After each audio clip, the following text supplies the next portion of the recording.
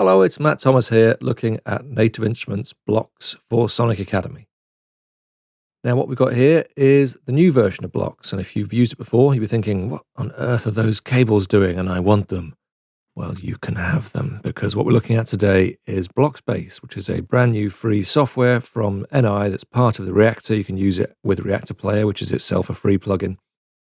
And this gives you a modular software synthesizer inside your DAW, to which you can send MIDI, route audio, all the good fun stuff. Now, the old version of blocks that you may have used patched together all the separate sections in the old-fashioned Reactor area where you kind of wire things together, and it looks a bit, I'll show you now, looks a bit mathematical. There you go, it's all kind of, oh yeah. I mean, it's got cables, but all that sort of in 1L, in 2L, it's not really the one, is it? It's not the hardware vibe. So what they've done is they've added all these lovely cables. We used to have something like this. Well, now we've got this. So all the sockets and all the cables are now on the front panel. So the experience of using something very similar to a modular rack synthesizer is now pretty much seamless. So what we're going to do is look at the differences using this new workflow. It's not overly tricky. I'm sure you'll get your head around it. If you've not used blocks at all, you might want to go back to the original Sonic Academy tutorial for blocks and see how these things were done, because it's done in a much more slow and deliberate fashion that will talk you through stuff if you're unfamiliar with modular synthesis or using Reactor itself. I'm going to bash through a bit quicker because I'm going to assume that you have either used blocks or you've used a modular synth.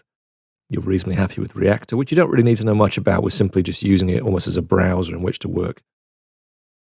So if that's the case, stay here, push on, because we're going to try and do some slightly more complex things than were covered in the original Sonic Academy tutorial. So as well as looking at the updated software, we're going to get a bit more squeebly-wee and wood and all that sort of stuff. As well as looking at the Blocks base set, we're also going to look at Blocks Plus, which is a paid selection of extra modules covering far more range and variation. And with that lot, we should be able to come up with something quite groovy, as I have done here. So let's have a quick listen to what you can do with this machine.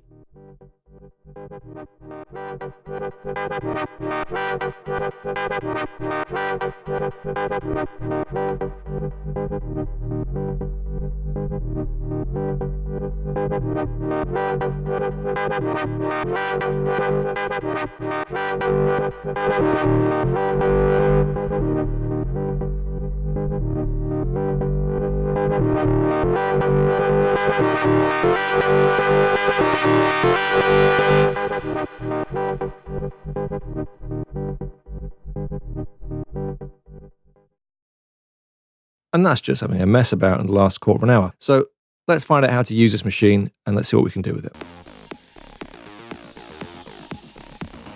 Thanks everybody for watching, commenting and indeed liking. We really do appreciate all the support we get here on our Sonic Academy YouTube channel. So if you found this video super useful, please, we'd love you to hit the subscribe button. We update the YouTube channel every week with new content. And if you want to watch some more relevant content, just click on the videos beside me.